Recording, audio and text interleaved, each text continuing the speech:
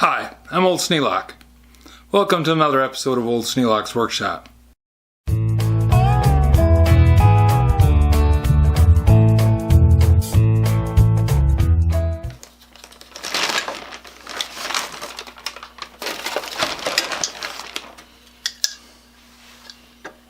Now I have to set these two down in here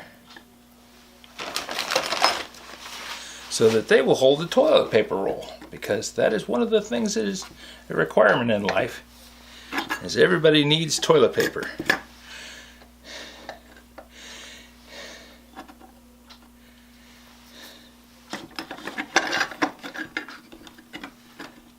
Although in certain countries, I understand they have ways around that, which involve using one hand for bathroom and the other hand for everything else. Since I am fortunate to live in a place with abundant water supplies, I can wash my hands. And washing my hands seems to be a very good way of doing things.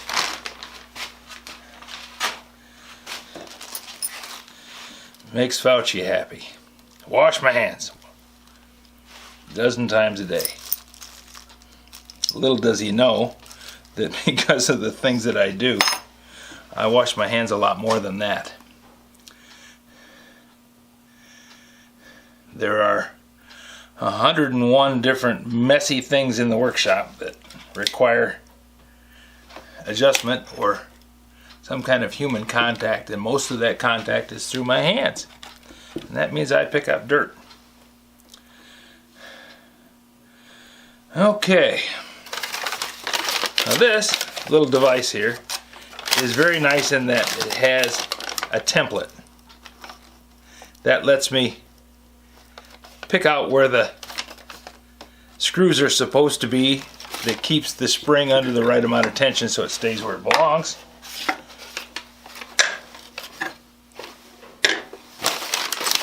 And makes it so that I can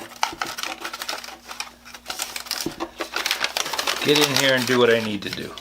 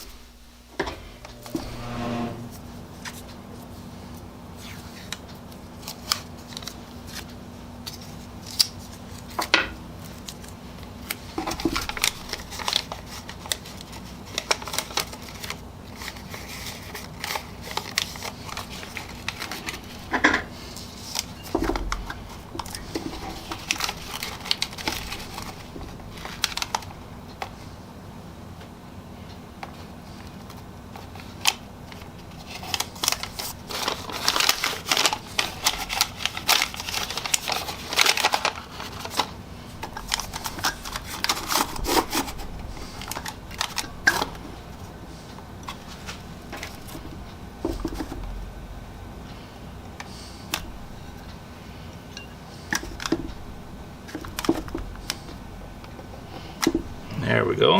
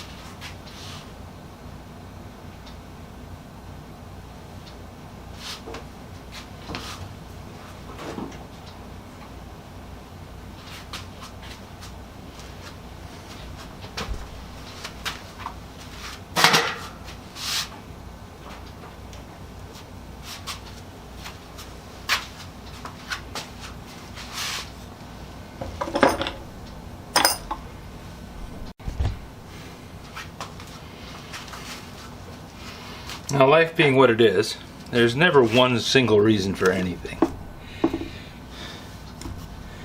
Usually it's a combination of things, and one thing tips it over the edge.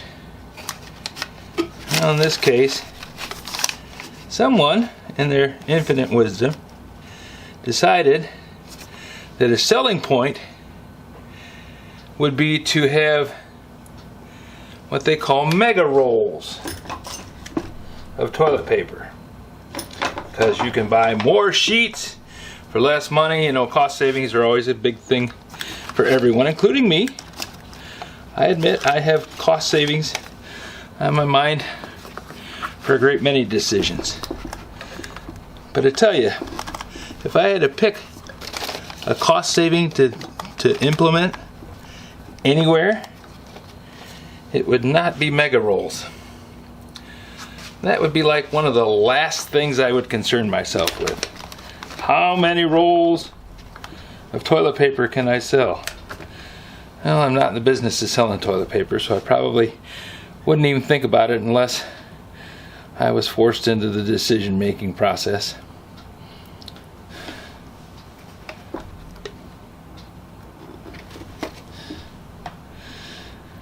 Okay.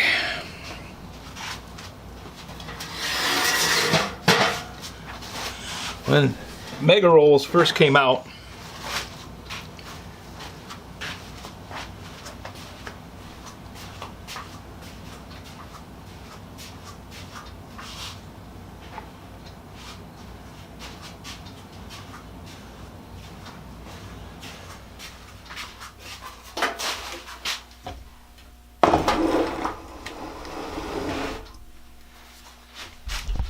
we were happily living with this thing. Magazine rack, little cubby hole for putting things, and a place for the toilet paper to go.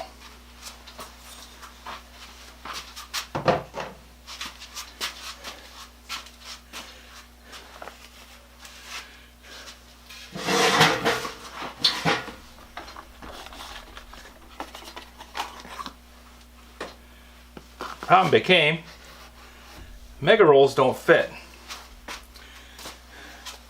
Well, they'll go in there, but then you're left sitting on the toilet needing a piece of toilet paper, and you've just changed the roll and the darn thing won't move.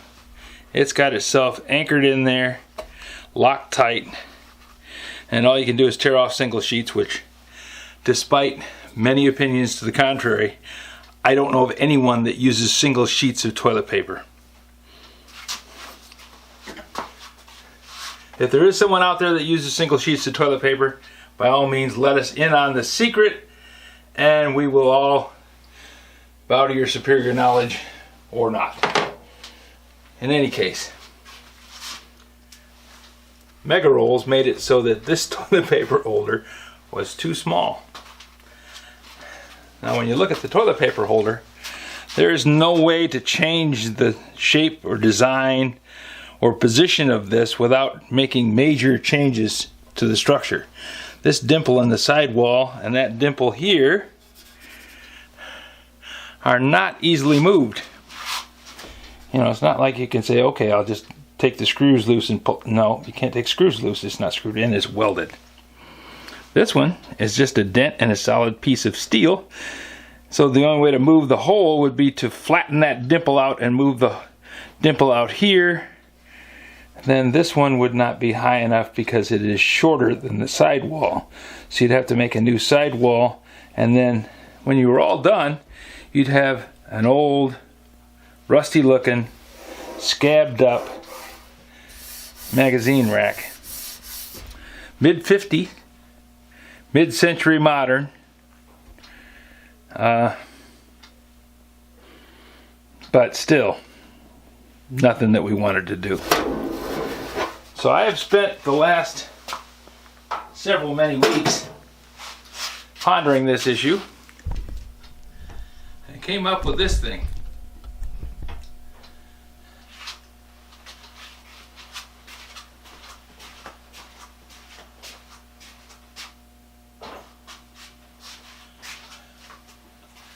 And the only difference between this one and the metal one, besides being much more elegant and made by a skilled craftsman,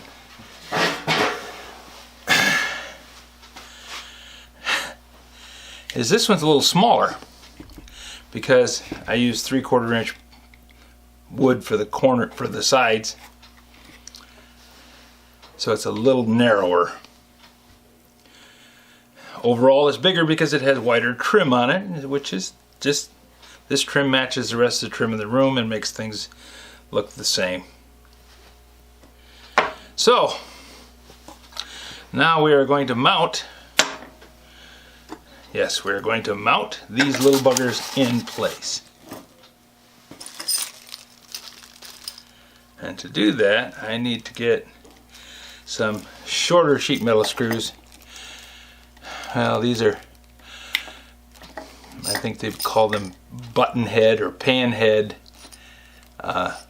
screws. And the difference between sheet metal and wood screws today is very slight. They make them like this for nearly everything.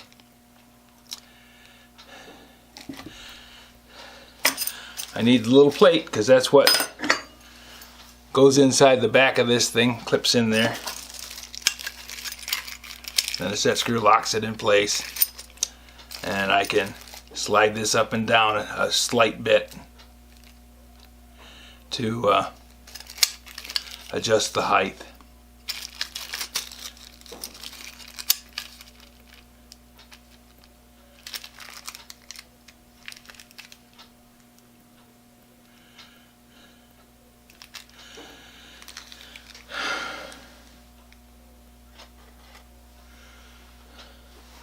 Actually, I can't. I can adjust the spacing. It's okay. I'm going to have a template. I'm not going to have to adjust the height at all. I can go side to side a little bit, but not necessary.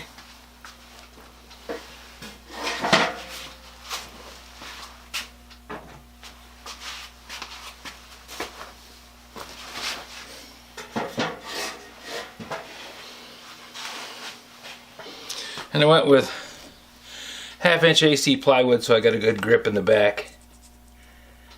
Now, if you can see that, I'm going to put a hole using this scratch awl right square on the cross hairs, or it's pretty close to it.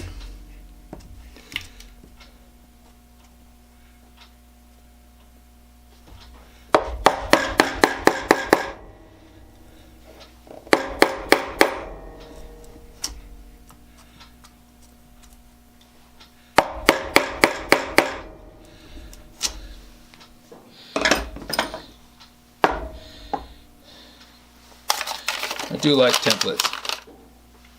Layout is something that's easily done, but it takes time. The template, you just have to make sure the template's square and you got all 4 holes laid out on the piece of paper. No fuss, no muss, just pop them in and they're done.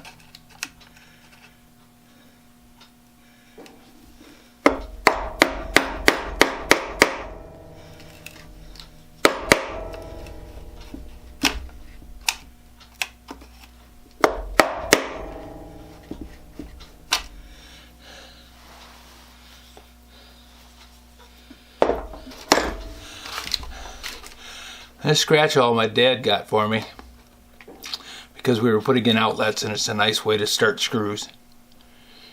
And I had it in my tool pouch for all the time I worked with Dad, from the time I was about 13 on till I was almost 25. Very nice tool, but the shank is somewhat corroded. Well, how did that happen? Don't you take care of your tools? I did up to a point. When we lived over by Quincy, when we lived over by Union City, there was a need to put in flower beds. And flower beds required mulch, and mulch required a plant barrier underneath the mulch. All this stuff was done under scientific principles and after great reading of various and sundry books and studies of all kinds of things. And someone told me I need to do that, so I did it. Well, I helped with the first one, and then after that it was a case of can be done, no big deal. So to hold the cloth in place, I went out and I got my cheap junky screwdrivers. Everybody's got a box of cheap junky screwdrivers. And I said, here, you can use these. The handle sticks up. You can see them easily. You'll be able to find them and pull them out. So we put in the first one and put down the mulch, pulled the screwdrivers out, put them in a box, and they were there for further use. And that was fine, except I wasn't working on the rest of them. And somehow or another, this ended up closer to the door than the box. And it went into a garden, and somehow or another got left, sticking in the ground, holding down a piece of vapor barrier or plant barrier or whatever. And when I took out the garden several years later, I discovered this when I pulled up the plant barrier. It was buried in the mulch, handle not visible, and was severely corroded. Well, I took it to the shop and wire brushed it and cleaned it up best I could. And my M. Klein & Sons 650 scratch awl still functions, but that bothers me every time I see it.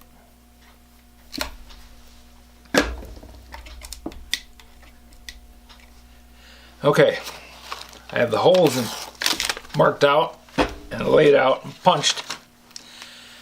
Now I need to put the screws in. I have to go find some screws. Off to the storeroom.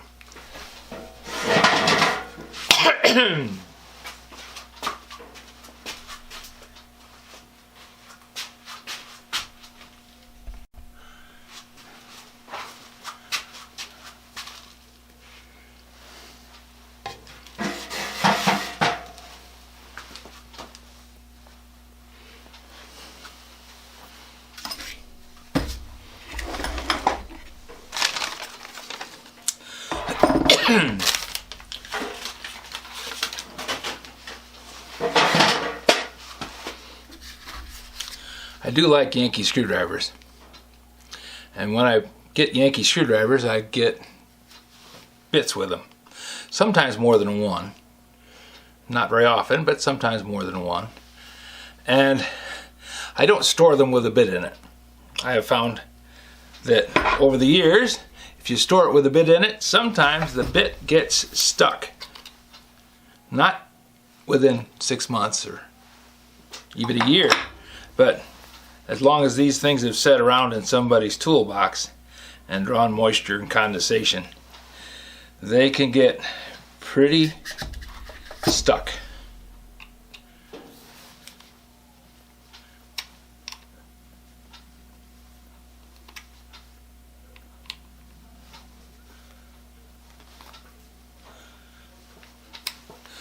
That one's not wanting to fit.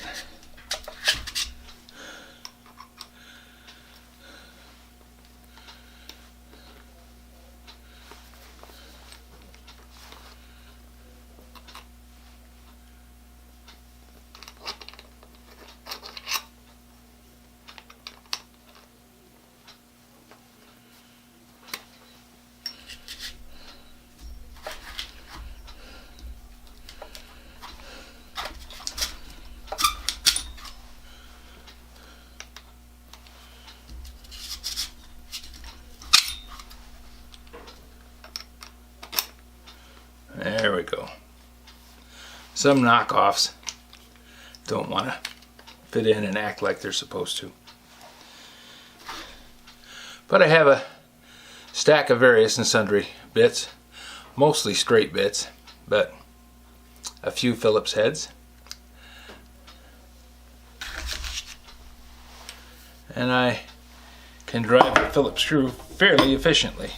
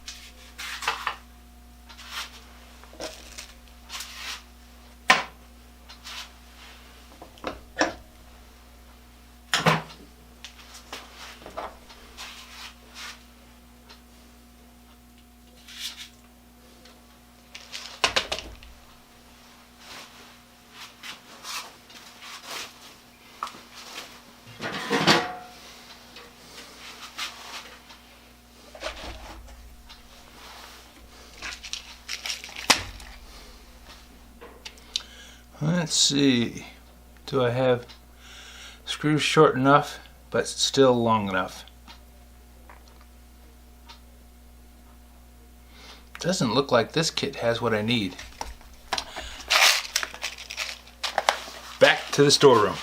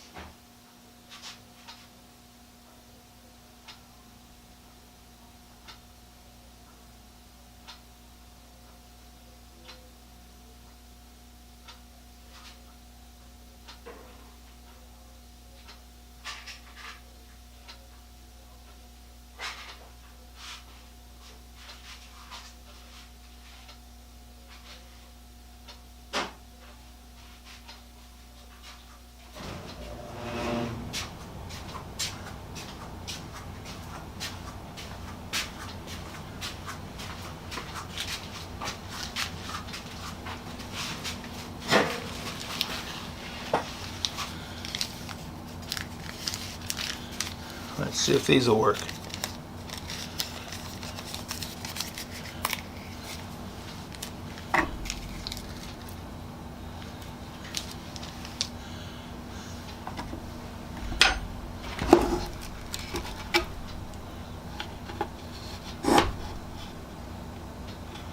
Yes, they should do just fine.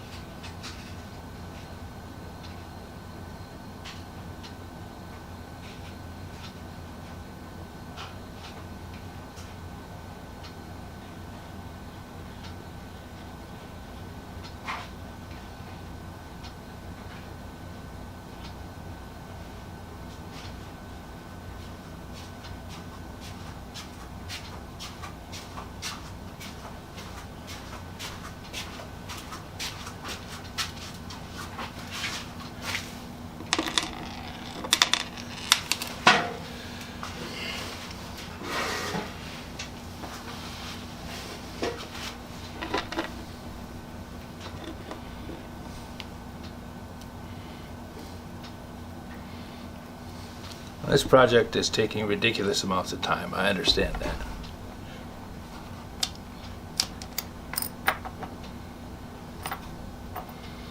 Between adding and subtracting things and changing my mind, having to adapt things to do what they need to do.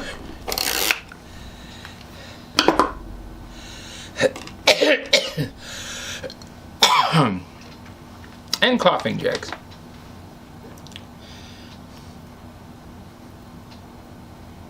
No, I don't have COVID. I'm allergic to dust. Not necessarily allergic, but I developed over time an irritable throat.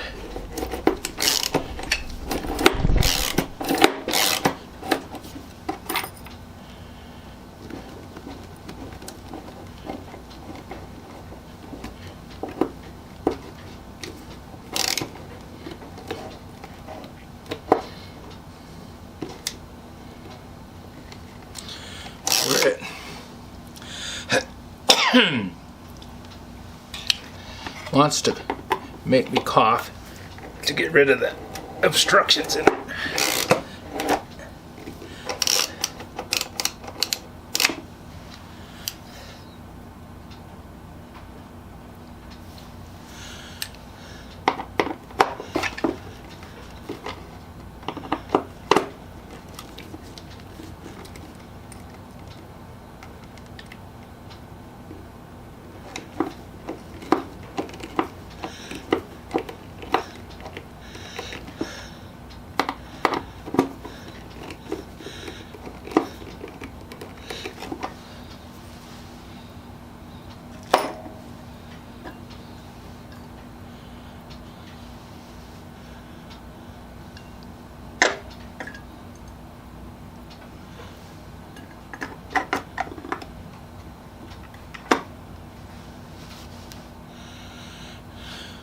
Now, since I want to have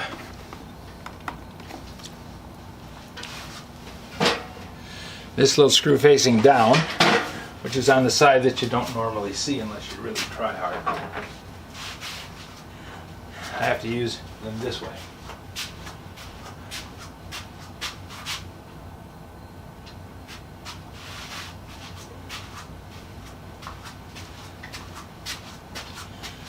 Because I have a great number of screws that I work with, I also have a great number of screwdrivers. And this one should fit quite nicely. Yes. Now, is that in there straight? Yes, it is. Close enough that I can't tell the difference. And if I can't see it, probably nobody else will.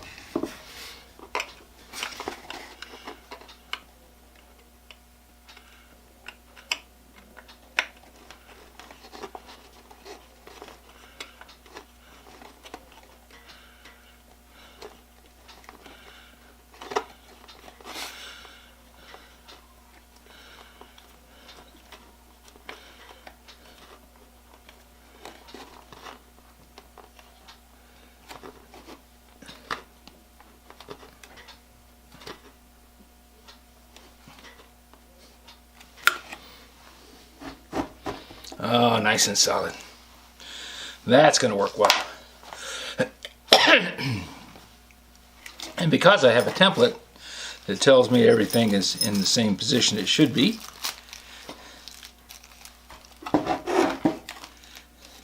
I think I'm in good conditions.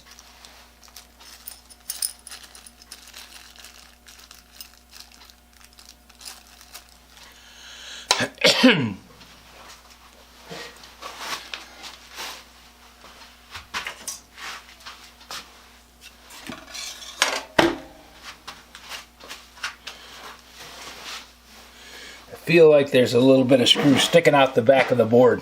It won't bother when it's in the wall, but I don't want it to damage the top of my workmate.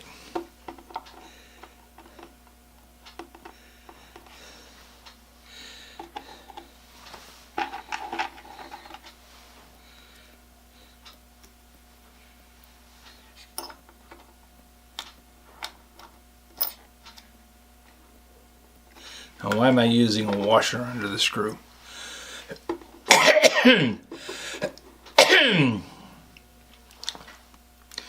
Well, if you don't put a washer under the screw, when you tighten the screw down, it causes whichever side is just a little bit higher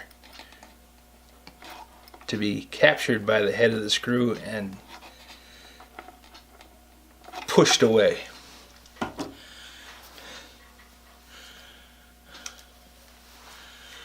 But the washer just spins.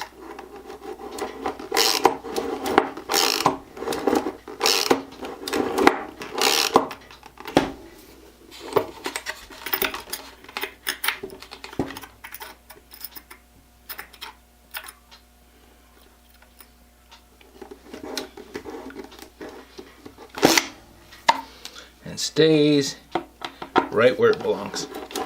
So the thing underneath it, in this case, the mount for the toilet paper holder, doesn't move. Notice how they put the screws on opposite sides. This one the hole points towards me and the screw is on the bottom. This one the hole points away from me and the screw is on the bottom. I like that. That shows somebody thinking. Somebody was on the ball that day.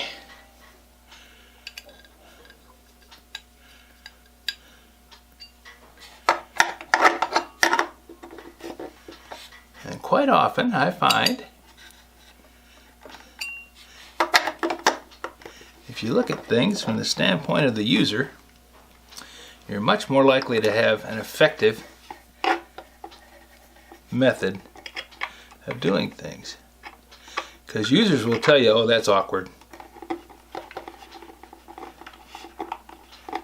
Or I don't like that. Not all of them, which is why you have to pay attention, because there's a great many people that will just not notice, or I didn't have it down far enough. I was close, but it wasn't quite far enough.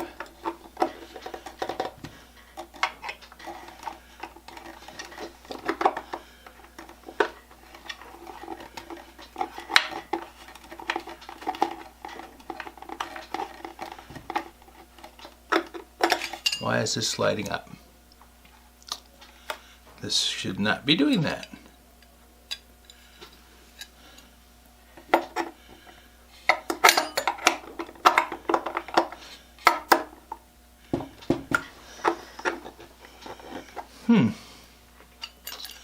So the screw is sticking out far enough, it's hanging up on top of the thing and then sliding up over the top of it.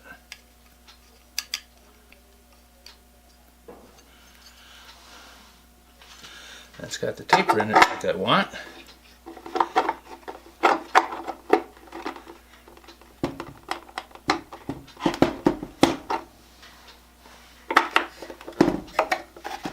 Let's see if we can get this thing to anchor.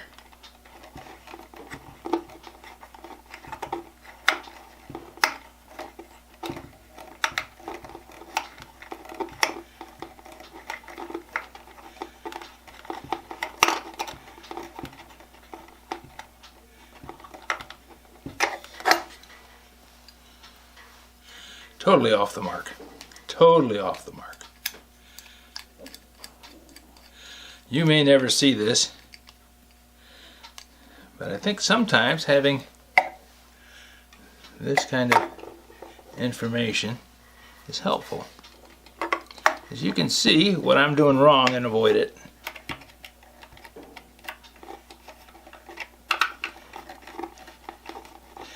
Might put this at the end of the video so that everybody doesn't have to wander through the whole thing.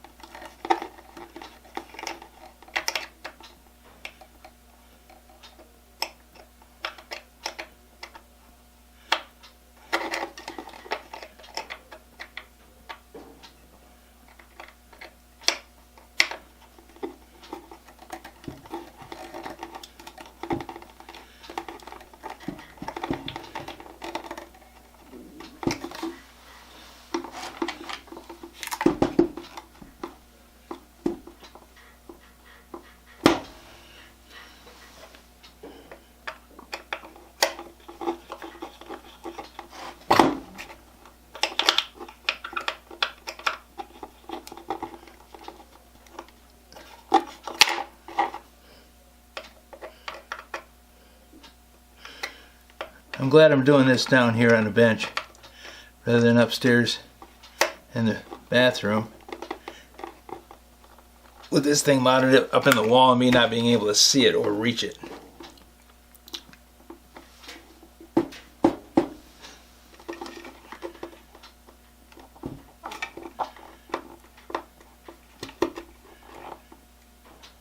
Okay, appears to be solid.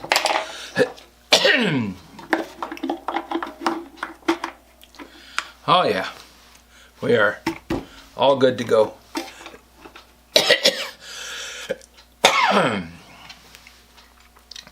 Eck.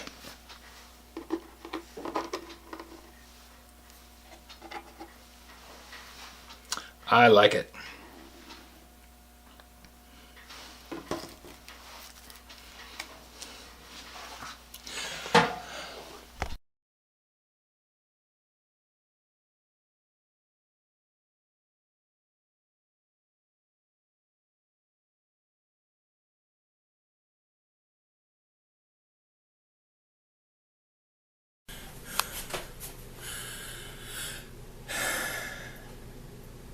Sometimes the old-fashioned ways are the best.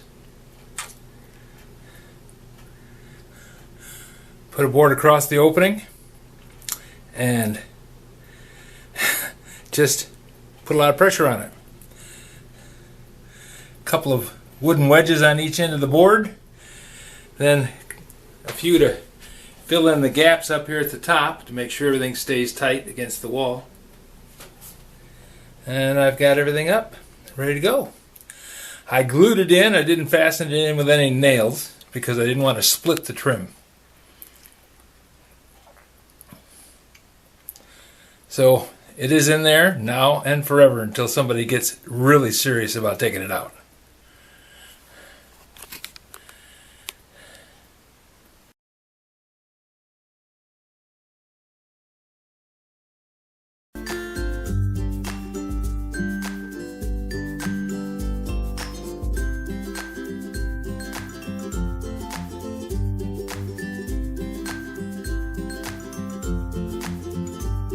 This video is not to be viewed by anyone under the age of 13 in the US or 16 in the European Union, without the express written permission of the parents or legal guardians of the underage person. Such written permission must be on file at the local government entity in charge of enforcing the rules and regulations established by the FTC. Anyone violating these terms is admitting by default that they hold harmless the owners and operators of this channel. Any and all questions should be addressed to your local branch of the FTC.